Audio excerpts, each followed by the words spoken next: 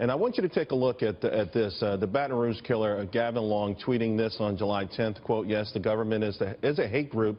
They hate black people." He attributes this quote to my next guest, activist Jay Morrison. Jay, welcome to the show. Thank you for having me. Jay, how do you feel seeing your tweet associated with someone who gunned down all those police officers? Well, definitely a confusing point at that point. Didn't even realize, and I probably did say it, can't remember when I said it, that particular quote. But, you know, there's plenty of tweets that he tweeted. There's plenty of information out there online, and it is what it is. Well, when you say it is what it is, do you feel any not accountability for their deaths, but when you start saying that the government is a hate group and they hate black people, do you honestly believe the U.S. government, this current U.S. government hates black people? Well, the current U.S. government system is of the same system and same structure that it's always been, and it's, we can call it mislike, we can call it antipathy, but regardless, there is a difference in how the government treats and addresses black people or Africans in America in the way they do other Can you give me a couple America. examples? Sure, and I'm glad you asked that. It's a great alley-oop, I call it, right? I'm a slam dunk it. So if your audience, right, who are probably going crazy right now, this guy, you know, said these things, the government hates black people. I want everyone to look up things like the war on drugs, which has targeted black people, mass incarceration, COINTELPRO. The FBI director, James Comey himself, and the New York head of police also said the origin of policing came from slave catching.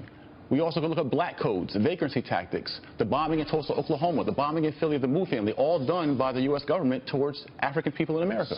So you would say arresting people and keeping law and order is anti-black? By saying that, are you saying that black people inherently are the ones committing the crimes? No, what I'm saying is that having a system, a structure in place, right, from the post-freedom or enslavement of black people, and where a system was created called the convict leasing system by our government, and where the same year that slaves were free, they created laws called vagrancy tactics that made it illegal for blacks to be homeless and would lock blacks up and put them in a convict leasing system. But see, here's the thing. I hear what you're talking about with respect to America's history. Right.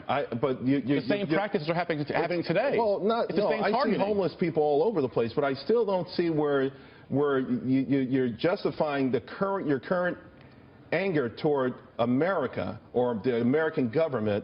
I can see you being upset about what may have happened in the past, but you cannot say it's occurring. Of course it's changed. The fact that you're in this studio right now talking the way you are is the best proof in the world that it's changed. The fact that the 13th Amendment still says slavery was abolished except you commit a crime says that things are still the same. And when you have inmates working in prison, majority of whom are Africans in America, who are making 20 and 30 cents a day. Jay, why are the majority of people in prison of African descent? Because the African people in America were never repaired after their enslavement, after their Jim Crow, after the government redlined them, after the government never gave any restitution for the Holocaust enslavement of African people. So if you don't repair a people or you put them in ghettos, and you put them poor and uneducated in ghettos, you're going to get that kind of activity. You know, it's interesting when we have this conversation, you know, sometimes I drive home on the West Side Highway. It's a little cluttered, so I'll take the slow route. And I drive through some of my old neighborhoods that I lived in throughout Harlem. And I see them now, and they're becoming what they call gentrified. So it's the same neighborhood, the same buildings, but less graffiti, less garbage on the street. Right. So what makes a ghetto? Not the buildings, not the neighborhood, right? Correct. Right. So the way people treat the buildings in the neighborhood makes it a ghetto. Who can you blame that on other than the person in the mirror? There's two accountabilities. There is self-accountability for Africans in America, that we have to repair ourselves because of the trauma that we suffered. But I liken it to if you take someone who was kidnapped, right, or a woman or a man who was molested for several years, and then they're pushed out of the house that they were molested in, and then they go out in the streets and they're promiscuous. You blame them for being promiscuous, but you don't blame the person who caused the trauma. Yeah, it's a stretch. See, it's not a stretch. It's a stretch. Was there or was there not? So if there was never trauma for this kind of treatment, right? I'm talking about the human rights violations of Africans in America. We're talking about the individual, not the history. You know, one thing, I got to tell you something. They come together, King. They don't. They come together. If they did, if there wasn't a need for repair of people, then the Japanese Americans wouldn't have been repaired or had restitution after their 2 years internment camps in America. Or the Jewish Germans wouldn't have gotten repair or reparation. Are you saying all it would take in your mind then is some sort of restitution check from the government? I didn't say check. No, well, you're saying some sort of restitution. repair aid, restoration. Let me tell you something. It starts with there are no black people in America right now who were ever slaves. Not a single one. Right. There are no white people in America at this point who were ever slave owners. Correct. Okay. But is there not residual effects of that? The overwhelming majority. Are there no residual effects of that? Not for the average person on either side. Is there no long-lasting trauma of that? Not for the average person for the either How side. did the black people get into the ghettos you talked about? You have to escape Did the government yourself. not redline black people, put red lines on the map? Google it if you don't know, King. The government put black people into ghettos through redlining. That created it. Jay. Is that right or wrong? Ultimately, we are in a point right now. Did the government not create COINTELPRO, a government program that broke up civil rights leaders and assassinated our people? Did the government not do that? Jay, hold on, my guest, activist Jay Morrison. All right, Jay, before we went to break, you were explaining all these government programs that were designed and currently are designed to hold black people back. Absolutely. But again, in your tweet, you term it as government as a hate group. Correct. Now, right now, you have a What wasn't my tweet? Let's be correct about that. It wasn't my tweet. Oh, that wasn't your tweet initially? No, okay. that was not my tweet. I'm glad. I'm sorry, then. I misquoted you. He added your name to the tweet, then. Right. We're talking about the killer of the police officers in Baton Rouge. Absolutely. Who had one Twitter account called Convos with Cosmo. But he did reach out to you because he felt that you guys might have been like-minded on some of this stuff. Not necessarily going as far as murdering anyone, but certainly on the idea that black people are victims in this country, despite the fact we have a black president and a whole lot of black people in this government who have been in position for almost 8 years. Right. Who are you think in the Barack same Obama? system. You think Barack Obama hates black people? I don't think that all cops hate black people. I don't think that all government officials hate black people. What I'm saying is that you could put good people in a bad... You're a businessman, you know. You could put good people in a bad system. If the company culture is screwed up, then it's going to play out in the market. Well, the market for us is a treatment of African people in America.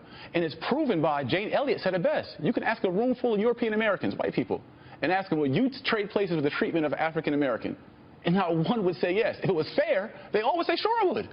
So ask your white friends at home and ask them, would you trade places with the treatment of black people in America? And not one would, because we all know it's unfair. Well, I don't want to speak for all white people here, but I will say a lot of people would probably turn around and say the worst part about the treatment of black people in America is how black people treat each other in America. But see, why is it always a spin? It's not a spin. It's a fact. If we're laying out the factual issues and we're going to rank them in terms of what's the most critical in terms of making black life miserable in America, I personally think I would put the way black people treat black people at the top. I'm all for self-accountability. I call you king, and I call all our black women queens to purposely elevate and uplift them. That's what I've been doing it for a year now. I don't use any other words other than king or queen referring to our own, because we've been personally degraded. We degrade ourselves, and we've been degraded. But we always spin the point. It's not a spin. How do we fix that? You have to. How do we fix that? Black people killing black people. When does the perpetrator take acceptance?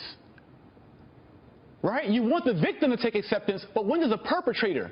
The government who created this system not the government, that has abused and traumatized the people. Not the government. I'm talking about the young brothers who are going to kill each other this weekend all across this country. I know what you're talking about. I'm okay with self-accountability. Killing each other? No, I'm okay with self-accountability. How do you fix that then? How do we fix that? It's through our repair curriculum. Right now, we're repairing ourselves by unifying ourselves. I have a solution for us. The solution for us is for us to get some self-dignity, self-pride by us unifying, understanding that before we're American, we're African first. That's why it's African-American. And when African people realize that we are one people who are the source of African cultures and tribes and countries that were brought here, captured here, and been left in this crap to deal with it ourselves, then we'll unite and we'll fix our own problems. But we cannot forget the perpetrator who caused this misery for us. I think we're all Americans first and foremost. First and foremost, yes. I am an American, and I'm of African descent, and I'm proud of that. Right. But I'm more proud of being an American more than anything else. Were American, they were African. It doesn't matter. There are people going to be free Africans. Jay, they're going to be people sworn in tomorrow. Before they were colonized Americans, they were free Africans. They're going to be people sworn in tomorrow, and guess what? They're going to have tears streaming down their eyes because they get to be a part of this great American dream. They want to assimilate while the majority of their people are in misery. I get it. I'm doing well for myself. You're doing well. There's a 10% of us that do well. But what about the rest of us who are left in the ghettos, who are left in poverty, who are left with low education, who are left to deal with this? And yet, don't forget about your people, King. And yet, no, well, listen.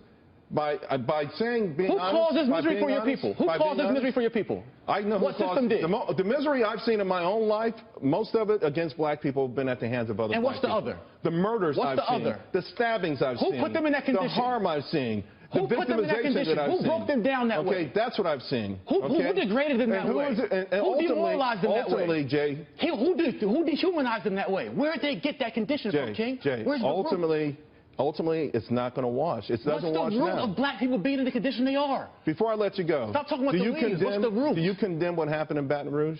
Do I condemn what happened in Baton Rouge? The killing of those police officers? The killing of Alvin Sterling? Of those police officers. I condemn all killings of all human beings. I don't think any human being should be life should be taken. A God-given life should not be taken by another human being. I condemn all God-given life being taken by someone. Right. Absolutely. Right, we're going to have to leave it there. Hopefully we can have this conversation again sometime in the near future. Never forget the root of our problem. All right, Jay. Thank you.